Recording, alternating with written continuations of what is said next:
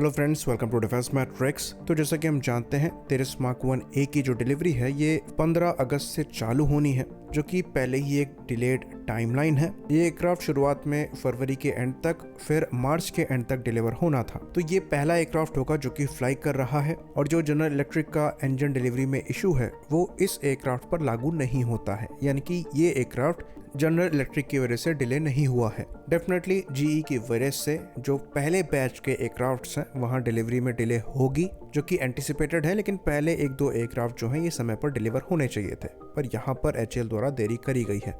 तो अभी एक और अपडेट निकलकर सामने आ रहा है अनंत कृष्णन सर द्वारा, जो कि टारमैक मीडिया हाउस के एडिटर हैं, और उनके द्वारा तेजस को लेकर एक्यूरेट इन्फॉर्मेशन पोस्ट करी जाती हैं। तो एक क्रिप्टिक अपडेट में उनके द्वारा ये कहा गया कि जो AES से रडार, यानी कि जो ऐसा रडार तेजस मार्क 1A में लगा हुआ है, उसके साथ कुछ इश्यूज आ रहे हैं। और इस चीज़ पर उनके द्वारा जो लास्ट ट्वीट है ये 29 जुलाई को किया गया था। तो इस पे और ज़्यादा डिटेल उन्होंने नहीं मेंशन करी है, लेकिन अगर ये इनिशियल तेजस मार्क 1A की बात कर रहे हैं जो कि फ्लाई कर रहा है, तो उसमें इजरायली एल्टा ELM 2052 रडार लगा हुआ है। तो उत्तम रडार जो है ये 41st तेजस मार्क 1A से लगकर आएगा, लेकिन शुरुआती एयरक्राफ्ट में एल्टा ELM 2052 रडार ही लगेंगे। ये इजरायली रडार है और पहले से भी इंडियन एयरफोर्स द्वारा इस्तेमाल किए जाते हैं। इसी रडार का एक वेरिएंट जगुआर के डारिन 3 अपग्रेड में यूज हुआ है। तो रडार के इशू के बारे में स्पेसिफिक्स यहाँ पर नहीं डिस्कस किए गए हैं। ये भी हमें नहीं पता कि ये इशू कितना बड़ा है, लंबा लास्ट करेगा या नहीं करेगा, 15 अगस्त को ये एयरक्राफ्ट डिलीवर हो पाएगा या नहीं हो पाएगा। स्पेसिफिक्स पता होती भी तब भी टाइमलाइन बता पाना मुश्किल होता। लेकिन एक चीज यहाँ पर क्लियर हो जाती है कि हमें अपने उत्तम प्रोग्राम को और ज्यादा स्पीडअप करना चाहिए। तो जो रडार हम 41st एयरक्राफ्ट से लगाने का प्लान कर रहे हैं, इसको हम तेजस मार्क 1A के सेकंड या थर्ड बैच से स्टार्ट कर सकते हैं। और ये चीज हम इसलिए कह रहे हैं क्योंकि उत्तम को लेकर जो लास्ट अपडेट आया था उसमें एडा के डायरेक्टर डॉक्टर जितेंद्र जाधव ने ये बताया था कि जो उत्तम रडार है इसके साथ 125 फ्लाइट टेस्ट तेजस मार्क 1 से कंप्लीट किए जा चुके हैं, और खाली कुछ ही टेस्ट बाकी रह गए थे कंप्लीट करने के लिए, जिसके बाद ये रडार पूरी तरीके से तेजस मार्क 1A वेरिएंट में इंटीग्रेट किया जा सकेगा। बाकी ये बात भी हम आपको बता दें कि उत्तम रडार को प्रोडक्शन क्लियरेंस भी दिया जा चुका है। इवन जो कंपनी इनको मैन्युफैक्चर करने वाली है, अस्त्र माइक्रोवेव प्रोडक्शन लिमिटेड, उन्होंने खुद ट्वीट किया है कि उत्तम का जो इंडक्शन है इसको एक्सपेडाइट किया जाना चाहिए। तो ये जो 125 टेस्ट सॉर्टीज हैं ये एयरक्राफ्ट से खुद करी गई हैं। बाकी जो टेस्ट हैं वो तो ग्राउंड पर किए ही गए हैं और टेस्ट बेड प्लेटफॉर्म से किए ही गए हैं।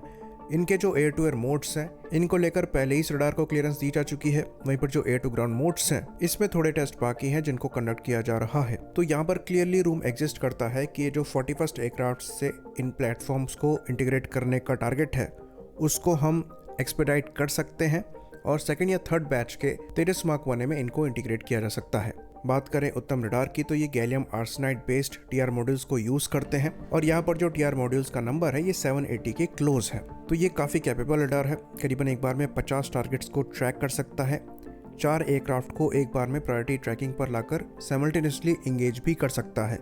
तो यहाँ पर जो रेंज है ये 100 किलोमीटर के आपको ऊपर की मिलती है। बाकी इस रडार में इलेक्ट्रॉनिक काउंटर मेजर कैपेबिलिटी है, डिफरेंट मोड्स यहाँ पर मिल जाते हैं, जिसकी वजह से एयर टू सरफेस ऑपरेशंस में ये SAR ISAR इमेजेस को भी डेवलप कर सकता है। तो ये एक्स बैंड की फ्रीक्वेंसी पे काम करता है, और यहाँ पर IFF मोड भी दिया गया है।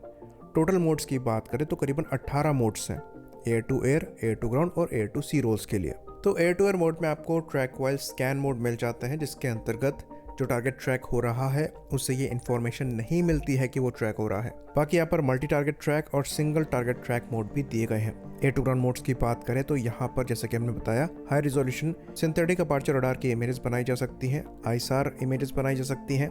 बाकी ground moving target indication modes भी यहाँ पर दिए गए हैं, जिसकी वजह से खराब वेदर में भी क्लियर ग्राउंड पिक्चर और टारगेट ट्रैकिंग हो जाती है। बाकी एयर टू सी मोड में SAR ISAR के साथ sea search multi target tracking modes भी दिए गए हैं। तो जैसे कि हमने बताया ये अपनी कैटेगरी में one of the best radar है, और इवन जो रडार तेजस मार्क 1A में फिलहाल लगाया जा रहा है जो कि इजरायली एल्टा ELM 2052 है, ये उससे बेटर परफॉर्मेंस दे रहा है जैसा कि टेस्टिंग में पाया गया है। और सबसे अच्छी बात, ये रडार 95% इंडिजिनस है, खाली एक कंपोनेंट ही यहाँ पर इंपोर्ट किया जाता है, जिसकी वजह से 100% से ये 5% नीचे रह जाता है। बाकी 2021 में ही HAL और DRDO के बीच में लाइसेंसिंग एग्रीमेंट साइन हो गए थे टेक्नोलॉजी ट्रांसफर को लेकर।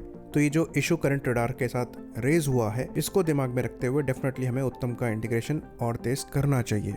आई होप इन्फॉर्मेशन यहाँ पर क्लियर रही हो। इसी बात पर इस वीडियो को हम खत्म करेंगे। लाइक करिए, सब्सक्राइब करिए। जय हिंद।